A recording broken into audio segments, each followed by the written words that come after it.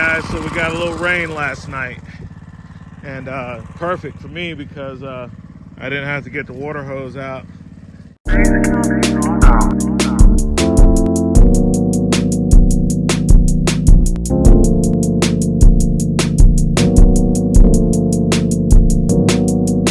Now, because of rain and I didn't do it with the hose, I couldn't control how much water got laid down, but it's pretty good. When it gets to the spots over here where it's a lot of water, it brings that water up and it's hard for it to move in it. That's where you see I kind of stopped right there. That's where I know that's spots I need to work on. But like I said, this is just leveling out and underlayment.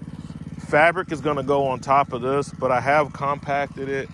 That packs good. And what I like about the plate compactor is that it shows my problem spots when it's just wet, because the thing will start to sink in the ground. You know, it won't move anymore. And I didn't get a whole lot of rain. You can see the puddles back here. You know, it's not a, as you can see, the sand works. And little puddles, you know, a couple little puddles, and the puddles let me know where my low spot. All right, so we did pretty good on the dump truck test. It's not enough material on top of this, so, and this is my softest spot in the middle where the main wheel is, that axle. Back here is much harder. Back here is much harder. But as you can see, it's digging in even more over here. This is like my problem spot right here. So the truck is helping to compact it, and you know, it is what it is. So I think for just little Johnny right there, spreading out material in that little plate compactor, did pretty good, you know, to where I went from, I couldn't even park a 350 back here after it rains, to now I got this done with the fabric and, you know, a little crusher run, and now it's holding a 20-ton loaded down dump truck, you know. So that's pretty good. This side is doing a lot better. This side is doing a lot better. So the stuff works, guys. This fabric stuff works. This is the high-end stuff, this GeoGrid. But I'm going with a lower end product over there because I prepared my base a little better over here than I did. Over here, I went just, you know, almost like that in the mud.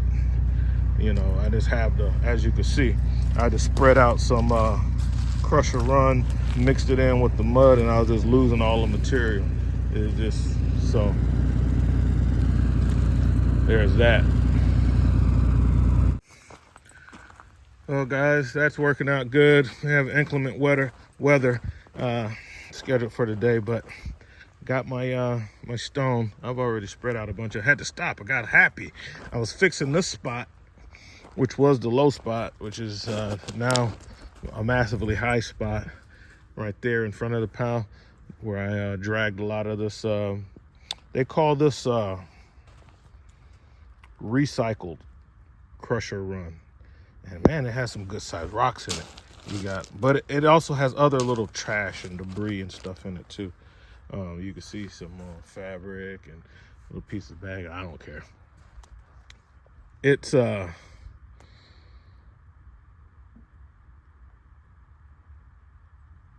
$550 for 20 tons delivered. That's what my guy charges me. Your mileage may vary. You might get it for cheaper or more, I don't know. All right, guys, so that Vever plate compactor is good, man.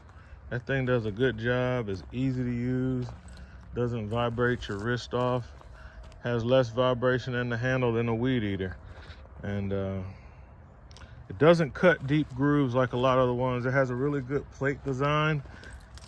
You can, like, I've went over this like 10 times, and just very small ridges, just to show you how small that ridge is, you know, less than the width of my nail. You can see a little better over here in the sand. I went over this a bunch of times. It's a little dry up here, but it's been a little bit of light rain. But like in the middle, you can barely see the lines. In the back, you can see a little more. Went way back there. When it gets into really wet stuff, it doesn't like it. Getting this wire ran today. I went with a 6'3" for my pedestal. Pretty good sized wire. It's stranded. So how I started was I kind of tucked it behind the mast because I know I need enough slack to kind of make my bends and go up conduit and get into the box. So I put it way up here to make sure I had enough slack. That also put a little bit of tension, and then I set my plate compactor on top of it to get it started because I'm doing this by myself. The 6'3" will fit through, obviously, that pipe layer attachment from Heavy Hitch. That's where I got that. So just to make sure, just in case the dirt wasn't grabbing it right up front, I ran it for a couple of feet, then I stamped it down, and then I went ahead and got my plate compactor and put on top of it. I laid my wire out. Like you see, I got the other piece. I have to splice this together. Not a big deal because I will use this guy for the service. Dig a hole where I'm gonna splice it at, and the splice will be in here. I'll put a cap on this, something that like what you'd use for a plumbing valve. So this will go in the ground. So if I ever have to work with the splice again, or more than one person, but I don't, and I gotta get it done. Plus I got an appointment that I'll be going to real soon. Didn't take me long. I did a test pass because I have other wires that goes over to my well pump over there. So so you see it does fit through. And let me see if I can, there we go. I don't think I would go much bigger than this, unless they made a bigger pipe layer attachment. Just give myself some slack, and then I'll use that plate compactor and come down the line, compact this up, and use it again to. Yeah, I mean, the dirt, the collapsing dirt was grabbing really good. Stuff laid right down. You can see that nice clean trench, you know, where I was in like the stuff that don't have any buildup. And then like all of this, it's just from the, this is the foundation for my thing, for my driveway, for my pad. I just wrapped the end of the wire around this brick. Didn't even put tension on it. It's like it was grabbing the whole way. So that's good for me. I got my plate compactor already going there, and I'll plate the rest of this. And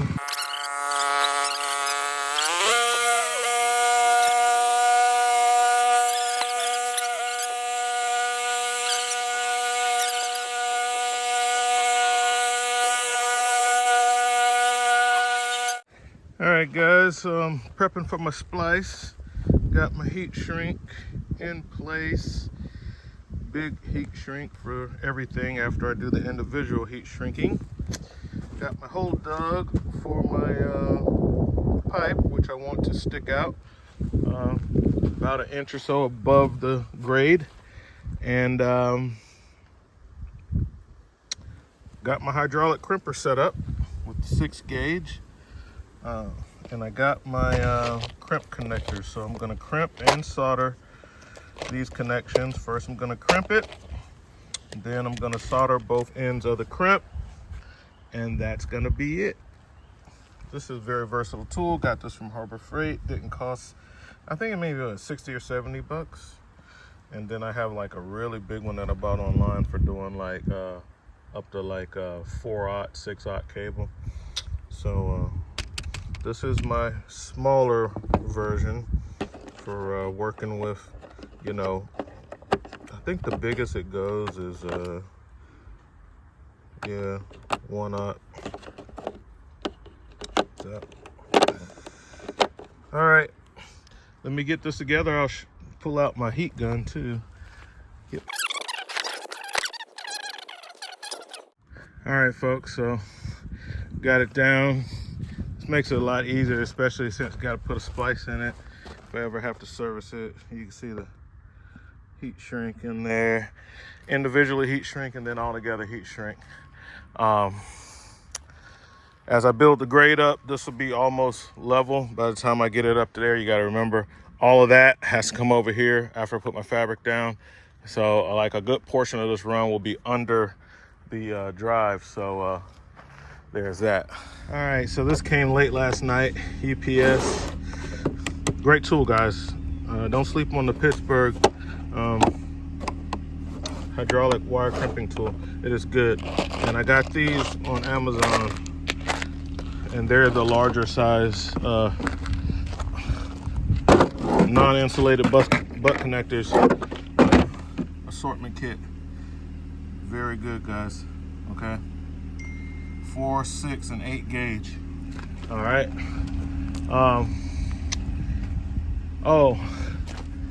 So if you put the wrong connector on the wire, it ends up like this.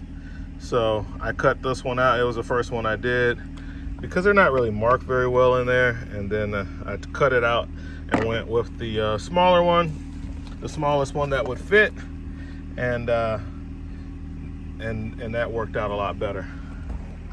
And I kind of cut it with the knife, but I just got the paper. So this is what it is.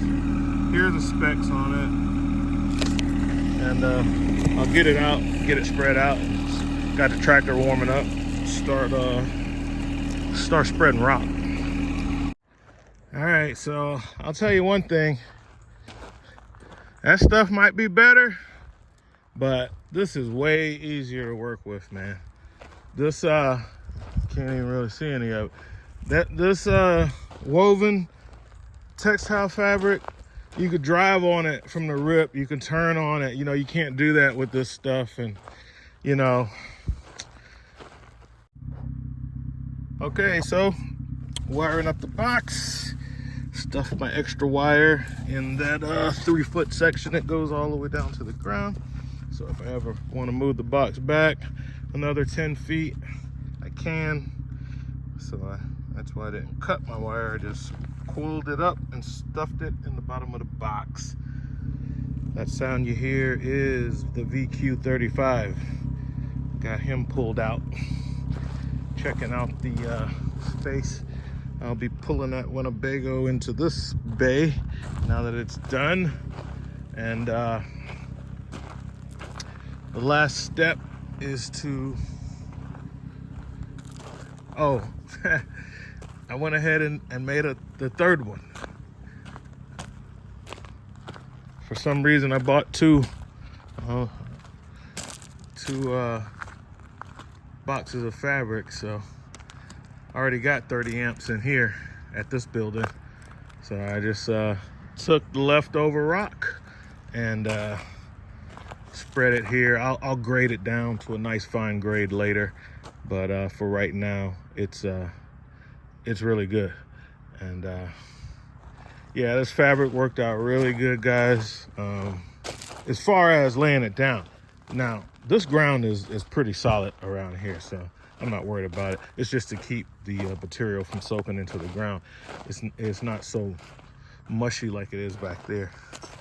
But yeah, this is the fabric. Water can go through it for drainage and everything. Easy to spread rock on top of this fabric. Like I said, you could drive on it. You can grade on it even when you don't have much on it, and it works out really well. So I'm gonna put a 60 amp breaker on this circuit. I got this is 6 gauge, so this is 6.3, this cable. Take it out of there. I'll have to hand trench the rest of this and to get it to go. If I got an extra knockout at the bottom, I'll need a big conduit to run this. Put it on this 60. Then I had to put those Class C's near there to plug them up while I had them. So yeah, got my 50, my 30, and my 20. This is gonna work out nice for me. All I'm using this for is to keep their batteries charged. No one's camping out here. This is just to keep their batteries charged. In the heat of the summer, I need to turn on the AC while I'm working in there, stuff like that. But yeah, mainly just to keep the batteries charged, and during the winter, keep the heat going. So we can have some electric heat going. Put my case back on. And that's the test. Will it hold up? I didn't even compact it. I gotta get some work done, and I need the space. I need the space to be utilized for this. I'll compact it later.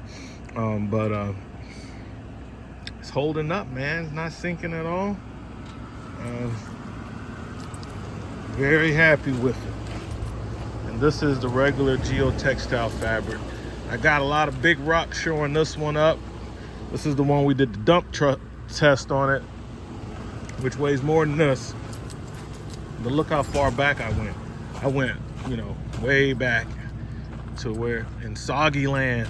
I went to Soggy Town, and she's holding up no problem, man. This is perfect. I'll probably pull it up a little bit. Like if I had the power cord is on this side, I have to go under to hit here. The units that's here, the power cord would be on the right side, but I have a 50 amp extension cord. And like I said, I could pull it up. I just wanted to see how it was gonna hold up. Just wanted to see how it was gonna hold up. Holding up pretty well. So I'll get this thing. I gotta finish wiring that. I gotta do my electrical, finish my electrical work, so I can get this plugged up. Tonight's not gonna be a problem. You know, it's 71 degrees out here right now. Good old South Carolina, man. We have interesting weather. But yeah, so typically I have them pulled up to this pole.